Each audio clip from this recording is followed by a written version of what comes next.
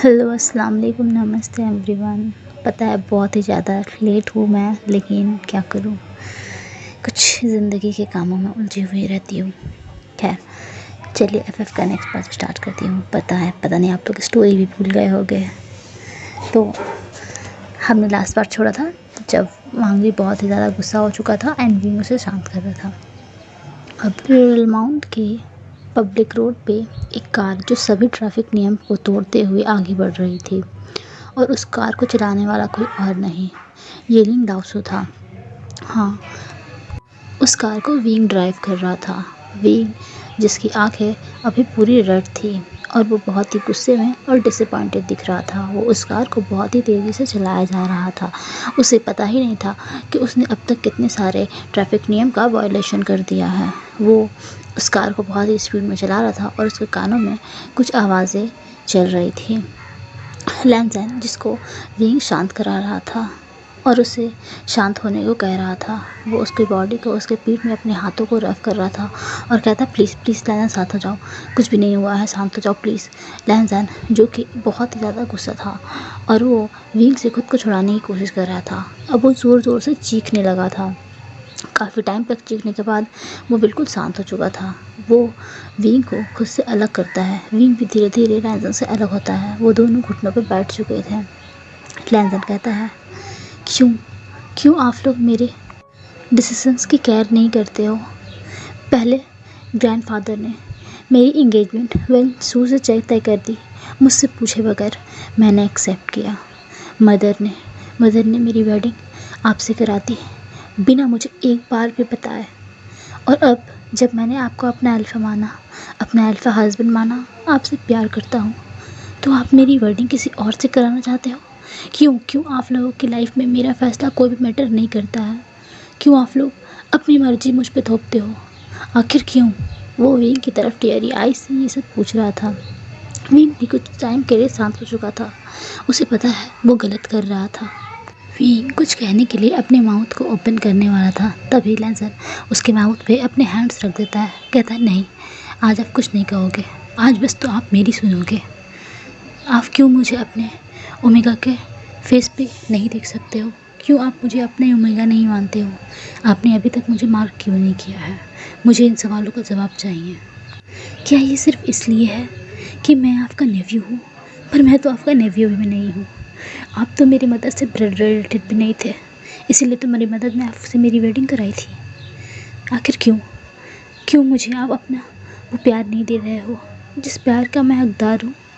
बताइए, क्यों क्यों आप मेरी वेडिंग किसी और से कराना चाहते हो? क्यों आप अपने लाइफ में मुझे नहीं चाहते हो?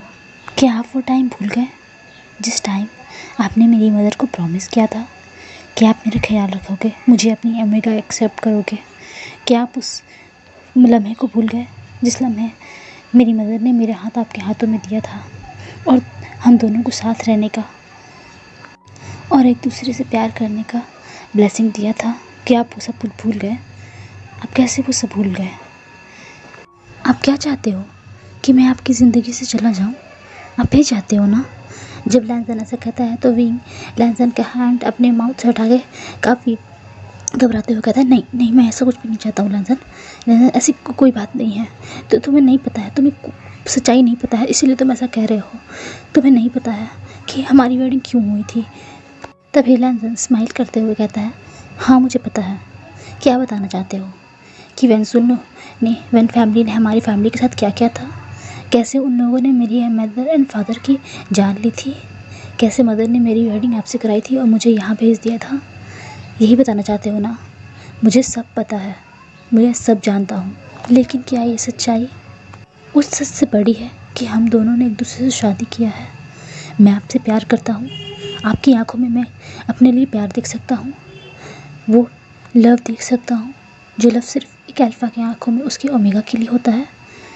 क्या ये मैं नहीं देख पा रहा हूँ? मैं कहाँ गलत हूँ? अंकल, आप कौन सी सच्चाई बताना चाहते हो?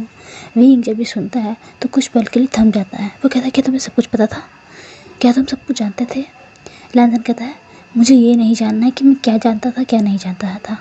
मुझे बस इतना बताइए कि आप क्यों मुझे एक्सेप्ट नहीं कर रहे हो? क्यों आप मेरे लव को नहीं पहचान रहे हो? क्यों मुझे अपनी ओमेगा नहीं मान रहे हो? अगर ये सिर्फ इसलिए है कि आप मेरे मदर के ब्रदर हो तो ये झूठ है। आप उनके ब्रदर नहीं हो, मैं जानता हूँ इस बात को, सभी जानते हैं। और अगर आपको ये लग रहा है कि मदर ने मेरी वेडिंग आपसे सिर्फ इसलिए कराई कि वो सिर्फ मुझे बचाना चाहती थी, तो ये आपकी गलतफहमी है। अंकल, ऐसा नहीं है।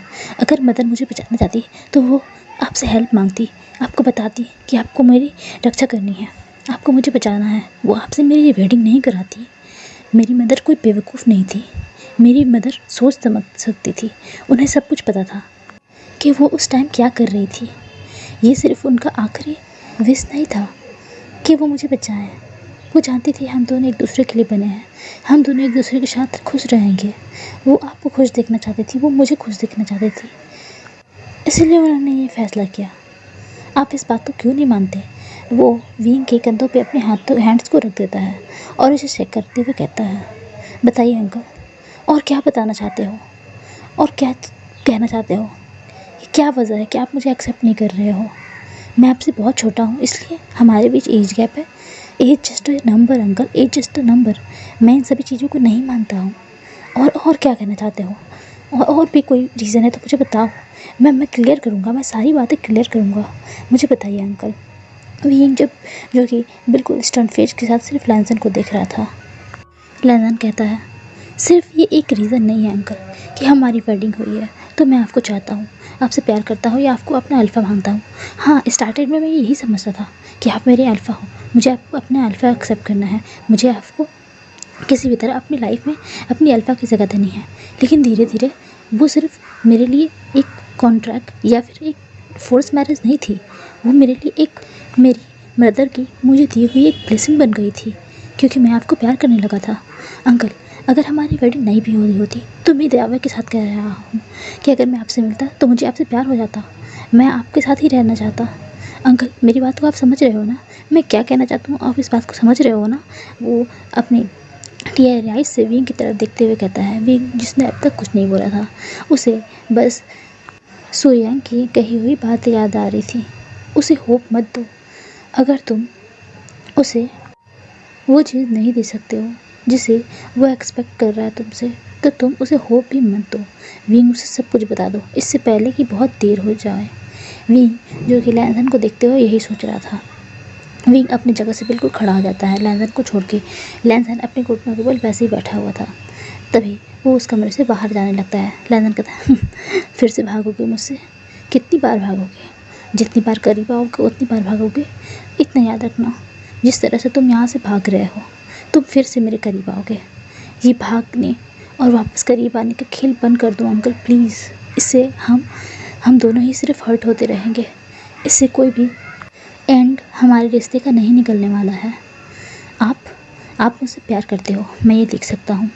आप मेरे पास पास ज़रूर आओगे, मैं ये जानता हूँ। तो फिर क्यों जा रहे हो? यहाँ रह के हालातों का सामना खड़े होकर क्यों नहीं करते हो?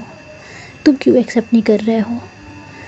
वो ऐसा कह के अपने हेड को डाउन कर लेता है। विंग, जो कि वांग जी को देखे बगैर उस कमरे से बाहर निकल जाता है। वांग जी अपने फेस पे अपने हैंड्स को रखता है एंड वो काफ़ी साइलेंटली रोने लगता है। तभी कुछ टाइम के बाद विंग उस कमरे में वापस आता है। लैंसन ये नोटिस करता है कि विंग के कदमों की आवाज़ें उसके पास आ रही हैं।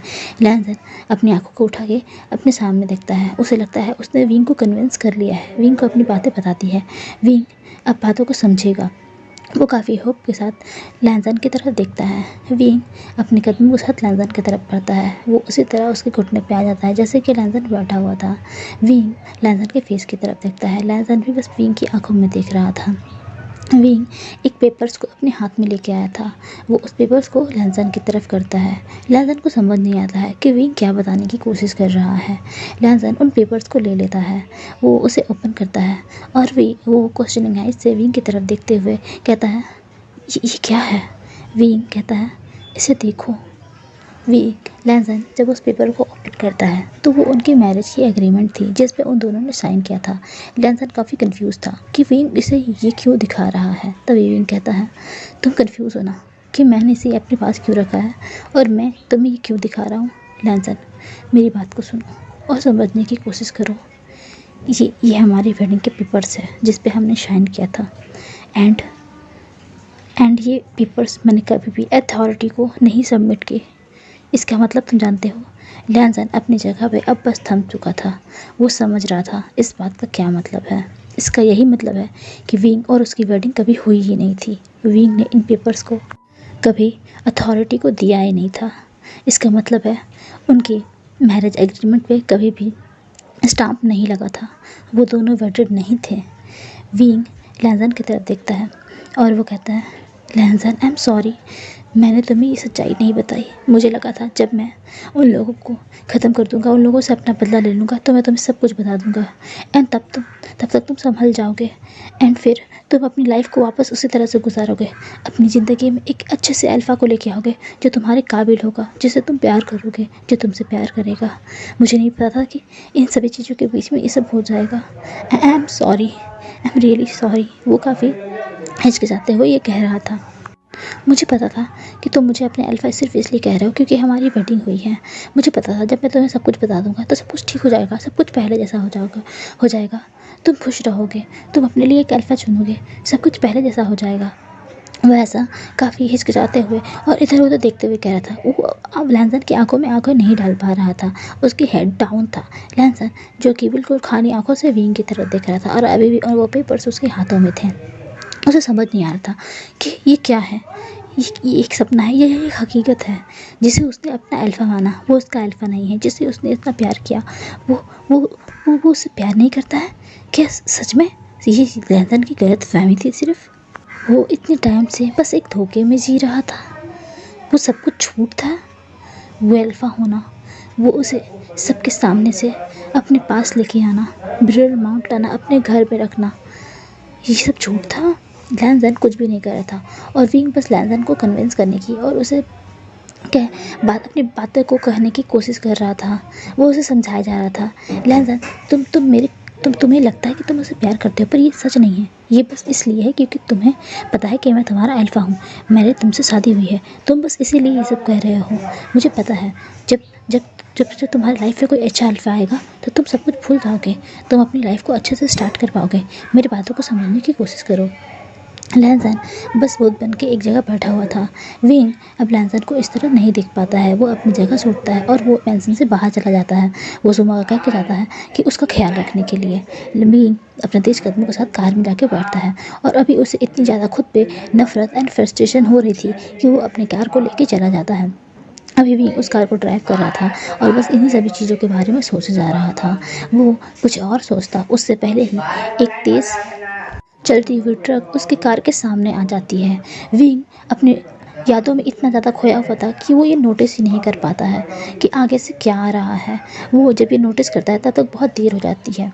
विंग की कार उस ट्रक से जाके टकरा जाती है और वो दोनों गाड़ियाँ इतनी तेज़ थी, उन दो गाड़ियों की रफ्तार इतनी तेज़ थी कि उन्हें संभलने का मौका नहीं मिलता है और वहाँ उन लोगों का एक्सीडेंट हो जाता है। विंग की आंखें धीरे धीरे करके बंद हो जाती है एंड उसके फोरहेड से बहुत सारा ब्लड निकल रहा होता है। सभी लोगों ने उनकी गाड़ियों को एक चारों तरफ से घेर लिया था। यहाँ पर लैनसन जो कि अपने मैंसन में बैठा हुआ था और वो अपनी जगह से एक पल के लिए भी नहीं उठा था। उसकी आंखों के सामने सब कुछ चल रहा था, वो सब कुछ झूठ था। वो पेपर्स उसके हाथों में थे। विंग उसका हस्बैंड नहीं है। वो ये सब सोच रहा था और बड़बड़ा रहा था जैसे वो अपने जोन में ही नहीं था। लैनसन बैठ के यही सारी बातें बड़बड़ा रहा था। तभी मैंसन में कोई भागते हुए आता है। वो बोविन था। भागते वो आके वो सुमा से मिलता है। सुमा ने ही बोविन को कॉल करके मैंसन में बुलाया था। जब उसने देखा था कि लैनसन एंड विंग में झगड़ा हो रहा है, ये पहली बार था कि मीट ने एंड सुमा ने लैनसन एंड विंग के बीच में कुछ इस तरह की आवाज़ें सुनी थी कि वो एक दूसरे के ऊपर चिल्ला रहे हैं या वो कुछ कह रहे हैं या फिर लैनसन ने इस तरह से वायलेंस दिखाया है। लैनसन काफ़ी शांत बच्चा था, उसने कभी भी किसी तरह का वायलेंस नहीं दिखाया था। सुमा बहुत डर चुकी थी, इसीलिए उसने बोविन को कॉल करके बुलाया था। बोविन कहता है वो कहाँ है। सुमा बताती है कि वो अपने रूम में है। बोविन भागते हुए कमरे में जाता है। वो देखता है लैनसन अपनी जगह पर बिल्कुल बैठा हुआ है और उसके हाथों में पेपर्स है। लैनसन के पास बोविन आता है और बैठ जाता है और कहता है लैनसन क्या तुम ठीक हो, बच्चा क्या हुआ है। वो उसके फेस पे अपने हैंड्स को ले जाके उसके हेयर्स को पीछे करते हुए पूछता है, लेकिन लैनसन कुछ भी नहीं कह रहा था। बोविन नोटिस करता है कि लैनसन के हाथ में कोई पेपर्स है। वो उस पेपर को उसके हाथों से लेता है और उसे देखता है। वो समझ आता है कि विंग ने क्या किया है। बोविन को विंग के ऊपर बहुत ही ज़्यादा गुस्सा आता है। उसे यकीन नहीं होता है कि विंग ने ऐसा कह दिया है। उसे पता था कि विंग अपनी फीलिंग्स से भाग रहा है और उस फीलिंग्स से भागने के लिए वो कुछ भी कर सकता है। वो विंग लैंजन को समझाने की कोशिश करता है, लैंजन ये सब सच नहीं है, विंग सिर्फ तुम्हारा अल्फा है, वो सिर्फ तुम्हारा है, तुम इस बात को कभी मत भूलना, तुम इस तरह से उदास नहीं हो सकते हो। वो बस अपनी फीलिंग से भाग रहा है लैंजन, इसके पीछे उसकी कुछ पर्सनल रीजन है, मैं तुम्हें ज़रूर उसके बारे में तुम्हें बताऊंगा विंग ऐसा क्यों कर रहा है। तुम बस हिम्मत मत हारना, तुम सही हो लैंसन, तुम सही हो, वो सिर्फ तुम्हारा अल्फा है और तुम उसकी ओमेगा हो, इस बात को मत भूलना। वो इन बस लैंसन को कंफर्टेबल करने की और उसे हिम्मत देने की कोशिश कर रहा था, लेकिन लैंसन जो कि कुछ भी नहीं कह रहा था, वो बस एक मूर्ति की तरह बैठा हुआ था। तभी बोविन को एक कॉल आता है। बोविन समझ नहीं पाता है कि ये कॉल कैसा है। वो एक नंबर को देखता है, वो उस कॉल को पिकअप करना नहीं चाहता क्योंकि वो इस टाइम सिर्फ लैंसन को संभालना चाहता था, लेकिन वो उस फ़ोन को पिकअप कर लेता है और वो जानना चाहता है कि दूसरा पर्सन क्या कर रहा है। कुछ ही टाइम के बाद वो इवन उस दूसरे पर्सन की बात को सुन के काफ़ी स्टंट रह चुका था। वो अपनी जगह से खड़ा हो जाता है। वो लैंजन को देखता है जो कि बैठा हुआ था। वो सुमा को बुलाता है और कहता है आप लैंजन का ख्याल रखिए, मुझे एक इम्पॉर्टेंट वर्क है, मैं वापस आता हूँ। लैंजन जो कि अपनी जगह पे बैठा हुआ था, जैसे किसी का आना ये जाना उसके लिए अभी कोई भी मायने नहीं रखता हो। वो वहाँ से भागते हुए उस मैंसन से निकल जाता है और कहता है ओनो विंग, तुमने क्या कर दिया। यहाँ पर लैंजन जो कि अपने रूम में बैठा हुआ था, सुमा भी उस रूम से जा चुकी थी क्योंकि उसे बोविन को भी देखना था कि बोविन इस तरह से क्यों भाग रहा है। लैंजन अपने कमरे में अकेला था। वो अपनी जगह से खड़ा होता है और वो धीरे धीरे करके विंडोज़ की तरफ जा रहा होता है जहाँ उसकी बैल्कनी थी। वो अपनी बैल्कनी में आके खड़ा हो चुका था जहाँ पर ठंडी ठंडी हवाएं आ रही थी। वो उस बैल्कनी के उस रेलिंग पे खड़ा हो चुका था जहाँ से अगर उसने एक कदम भी बढ़ाया तो उसकी जान जा सकती है, वो वहाँ से गिर जाएगा और उसके साथ बहुत ही गलत हो सकता है। लेकिन लैंजन ये कुछ भी सोचने या समझने के हालातों में नहीं था। वो अपने हैंड्स को खोल लेता है और उस आती हुई हवा को महसूस करता है। वो उस हवा को महसूस करके अपनी आंखें बंद कर लेता है और वो जैसे उस बालकनी से कूदने वाला होता है। तभी लैंजन के कानों में एक आवाज़ आती है, हे यू लिटिल पिग, आगे कदमों को मत बढ़ाना, तुम गिर जाओगे, तुम कितना मुझे परेशान करते हो, वापस आओ, इधर आओ, मेरी तरफ देखो, इधर देखो, अपने कदमों को पीछे लो, अभी पीछे लो। कोई पर्सन ऐसा चीख के कह रहा था एंड एक बच्चा जो कि अपने पीछे देखता है और ज़ोर ज़ोर से हंसने लगता है और स्माइल करने लगता है और कहता है